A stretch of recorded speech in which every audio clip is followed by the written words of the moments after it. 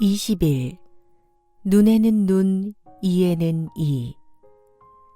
사람을 쳐서 죽인 자는 사형시키고 사람을 유괴한 자도 사형시켜라. 손해가 있으면 모조리 갚아라. 눈에는 눈, 이에는 이로 갚아라. 히브리인 남종과 여종에 관한 법령 21장 1절에서 11절. 모세야, 귀 기울여 잘 들어라. 이제부터는 내가 여러 법령과 규례를 내게 일러줄 것이다. 너는 그 법령들과 규례들을 이스라엘 백성들에게 선포하여 그들로 그대로 지켜 행하도록 하여라. 네, 주님, 말씀하옵소서. 시내산 정상에 강림하신 여호와 하나님은 이스라엘 백성들에게 적용될 법령과 규례를 일러주셨다.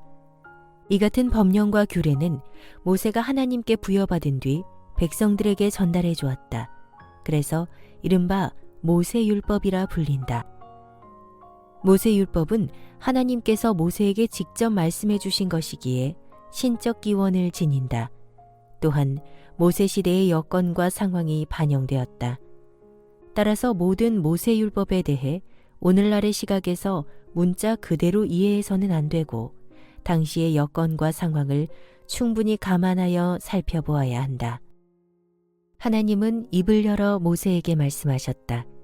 먼저 히브리인종에 관한 법령을 일러주셨다. 너희가 히브리인 남자를 종으로 샀을 경우에 6년 동안만 부리고 안식년이 되는 제7년째에는 아무런 대가 없이 그 종을 자유롭게 풀어주어야 한다. 만일 그 히브리인 남종이 홀몸으로 들어왔으면 홀몸으로 풀어주고 아내를 데리고 들어왔으면 아내도 함께 풀어주어야 한다. 비록 히브리인들이 종되었던 이집트에서 해방되어 자유인이 되었지만 당시 이스라엘 사회는 어떤 경우에 한해 종의 제도를 인정했다. 히브리인이 동족의 종이 되는 경우는 두 가지였다. 하나는 가난하여 자신을 스스로 종으로 파는 경우이고 다른 하나는 도적질했지만 배상 능력이 없는 경우다. 하지만 히브리인은 종이 된 지 7년이 되는 해, 곧 안식년에는 종의 몸에서 풀려나 자유인이 될 수 있었다.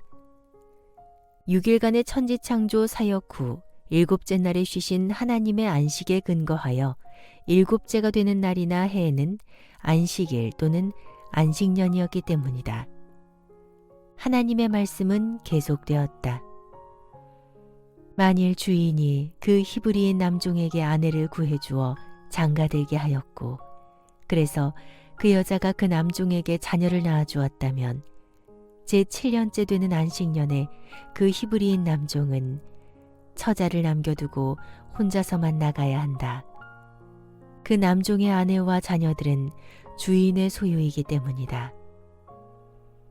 결혼하지 않은 채 종이 되었다가 주인의 배려로 결혼하여 아내와 자녀를 얻게 된 남종의 경우에 해당되는 법령이다. 이때 그 남종은 자기 혼자만 자유를 얻었는데 주인집에서 얻은 아내와 그 아내로 인해 얻은 자녀는 주인의 소유로 간주되었기 때문이다. 그렇다면 그 남종이 자기 혼자서만 자유를 얻지 않겠다고 주장하면 어찌해야 할까? 이럴 경우를 대비하여 법령이 주어졌다. 만일 그 남종이 분명히 말하기를 나는 주인님과 나의 처자식을 사랑하기 때문에 혼자서는 자유의 몸이 되지 않겠습니다 한다면 주인은 그 남종을 재판관들 앞으로 데리고 가서 그 사실을 확인시킨 뒤 그 남종을 문짝이나 문설주에 바짝 세워놓고 그의 귓바퀴를 송곳으로 뚫어야 한다. 그러면 그 남종은 처자식과 함께 살면서 죽을 때까지 자기 주인을 섬겨야 한다. 이처럼 송곳으로 종의 한쪽 귓바퀴를 뚫고 그 송곳을 문설주에 꽂아두는 행위는 스스로 원해서 종신토록 종이 될 자에게 행하는 고대 히브리 사회의 의식이었다. 다른 사람의 말을 듣는 귀는 예속과 복종을 상징하는 신체기관으로 그것을 뚫는 것은 곧 주인의 말에 평생 복종하겠다는 것을 다짐하는 의식이었던 것이다. 이어 하나님은 모세에게 히브리인 첩에 대한 법령을 일러주셨다. 어떤 사람이 다른 누구에게 자기 딸을 첩으로 팔 경우 그 첩은 7년이 되어도 남종처럼 자유의 몸이 되지 못한다. 그 여자를 자기 첩으로 삼으려고 사온 주인은 그 여자를 사온 뒤 마음에 들지 않으면 몸값을 받고 그 여자를 되팔 수 있다. 하지만 그 주인은 마음을 바꿈으로써 그 여자와의 신의를 저버렸으므로 이방인들에게 그 여자를 되팔 권리는 없다. 반드시 동족에게만 되팔 수 있다. 고대 사회에서 아들, 딸들은 그 아버지의 소유로 간주되었기에 매매가 허용되었다. 여기서 첩을 이방인에게 되팔 수 없도록 한 이유는 이렇다. 동족 간에는 인격적인 대우를 받을 수 있고 또 합당한 경우에는 자유인이 될 수도 있었지만 이방인에게 팔린다면 그런 것들이 불가능했기 때문이다. 하나님의 말씀은 이어졌다. 만일 주인이 값주고 사들인 그 여종을 자기 아들과 맺어주어 며느리로 삼았다면 그는 며느리 된 그 여종을 자기 딸같이 대우해 주어야 한다. 또한 첩 있는 주인이 다른 새로운 첩을 들이더라도 먼저 번에 취한 첩을 박대하지 말고 그녀에게 먹을 것과 입을 것을 대어 주어야 하며 그녀와 잠자리를 갖는 의무도 소홀히 해서는 안 된다. 만일 주인이 이 세 가지 의무를 먼저 번 첩에게 해주지 않는다면 주인은 아무런 대가 없이 첩이 된 그 여종을 자유의 몸으로 풀어주어야 한다.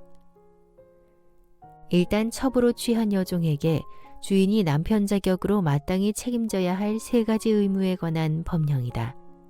세 가지 의무는 1. 음식 제공, 2. 의복 제공, 3. 동침이다. 이 같은 법령은 당시 가장 비천한 자들 가운데 하나인 여종의 권리와 인격에 대해서까지 세심하게 배려하시는 하나님의 인자하심을 잘 보여준다. 살인, 유괴, 상해에 관한 법령 21장 12절에서 27절. 때는 출애굽한 지 정확히 2달이 지난 시점이고 장소는 시내산 정상이다. 법령을 선포하시는 분은 여호와 하나님이시고 법령을 부여받는 자는 이스라엘 백성을 대표하는 모세다. 빽빽한 구름, 자욱한 연기, 활활 타오르는 화염, 천지를 진동하는 우레, 쉴 새 없이 번쩍이는 번개, 지축을 뒤흔드는 지진, 그리고 천군 천사의 우렁찬 나팔 소리 가운데 시내산 정상에 강림하신 여호와 하나님은 목소리를 바라시어 모세에게 말씀하셨다.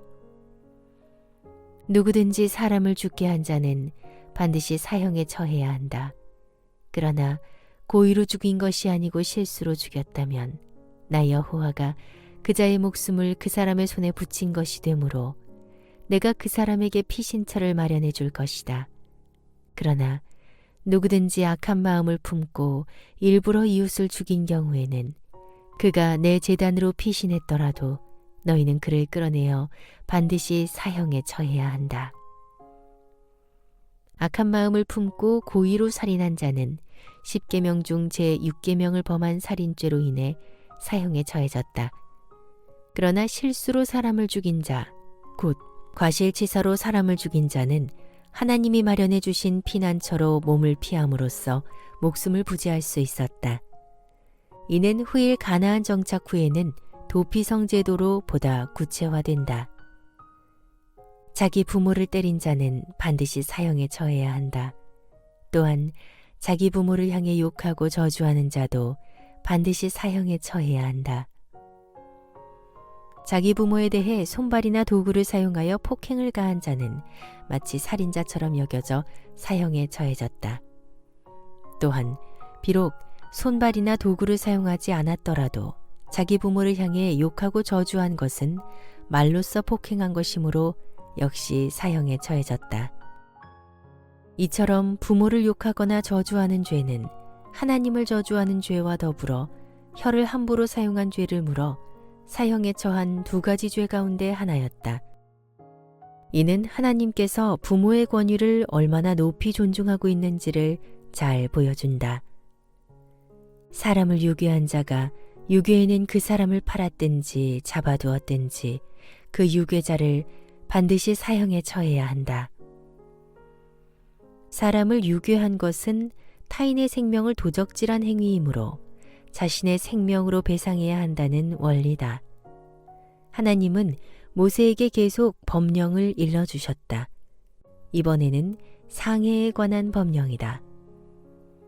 이웃끼리 서로 다투다가 한 사람이 상대방을 돌이나 주먹으로 쳤다 하자.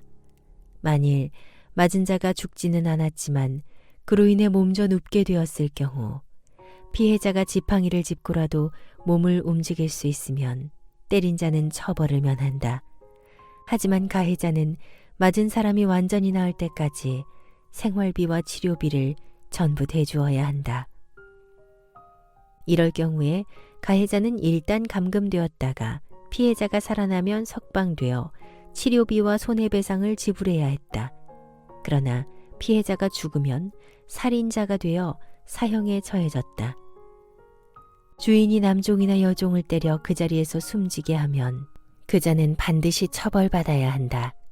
하지만 매를 맞은 종이 하루나 이틀 뒤에 자리에서 일어나면 주인은 처벌을 면하게 된다. 종은 주인의 재산이기 때문이다. 주인이 남종이나 여종의 눈을 때려 멀게 했다면 주인은 눈을 멀게 한 대가로 그 종을 자유의 몸으로 풀어주어야 한다. 또 주인이 남종이나 여종의 이빨을 쳐서 부러뜨렸다면 그는 이빨을 부러뜨린 대가로 그 종을 자유의 몸으로 풀어주어야 한다. 주인이 자기 소유의 종을 때려 상해를 입혔을 경우에 해당되는 법령이다. 고대사회라는 당시의 상황과 여건이 반영되었다. 즉, 종은 주인의 재산이라는 바탕이 전제되었다. 서로 싸우다가 임신한 여자를 밀쳐서 아이를 유산시킨 남자는 다른 심각한 상처가 없다면 그 여자의 남편이 요구하는 대로 혹은 재판관의 판결대로 배상해야 한다. 하지만 그 임산부가 심각한 상처를 입어 목숨을 잃었다면 그자 또한 자기 목숨으로 갚아야 한다. 임신한 여자에게 상해를 입혔을 경우에 해당되는 법령이다. 이때 상해를 입은 임산부의 남편이 지나친 배상액을 요구할 경우에 대비하여 해결책까지 제시되었다. 즉, 그럴 경우에는 양자가 재판관의 판결에 따라야 했다. 이웃에게 상해를 가한 자에게는 이렇게 하여라. 눈에는 눈으로, 이는 이로, 손은 손으로, 발은 발로, 화상은 화상으로, 상처는 상처로, 멍은 멍으로 갚도록 하여라. 이른바 동해보복법이다. 이 법은 절대로 보복을 위한 법이 아니다. 이 법은 개인적으로 필요 이상의 과도한 보복을 삼가게 하는 법이다. 즉, 해를 가한 만큼만 처벌받게 하여 공의로운 대가를 치르게 함으로써 궁극적으로 올바른 사회 질서를 수립하는 데 그 목적이 있다. 이 같은 동해보복법의 원리는 오늘날까지도 사법적 판결에 있어 유효하게 적용될 수 있는데 당시 고대 중근동 나라들의 다른 법령 체계들과 비교해 볼 때 매우 우수한 것이었다. 가축으로 인해 생긴 피해를 배상하는 법령 21장 28절에서 36절. 가축으로 인해 생긴 피해를 배상하는 법령 21장 18절에서 36절. 모세율법의 항목은 가축들에게도 적용된다. 황소가 뿔로 사람을 들이받아 죽게 하면 그 황소는 어떻게 처리해야 할까? 두 가지 해결 방식이 있었다. 제1항, 소에 들이받는 습관을 몰랐을 경우에는 소만 죽이고 주인은 형벌을 면한다. 제2장, 소에게 들이받는 습관이 있어 주인이 이전에 주의를 받았는데도 그 소를 단속하지 않았을 경우에는 주인에게 살인죄가 적용된다. 단, 피해자 가족이 배상을 원할 경우에는 요구된 배상액을 지불하고 사형을 면한다. 그렇지만 죽은 자가 종인 경우에는 달랐다. 종은 주인의 재산으로 여겨졌기에 당시 종의 몸값에 해당하는 은 30개만 그 주인에게 지불하면 해결되었다. 은 30개는 은 33개를 말하는데 세겔은 고대 사회의 화폐 및 무게 단위다. 당시 1세겔은 일반 노동자의 4일치 품삯에 해당되는 금액이었다.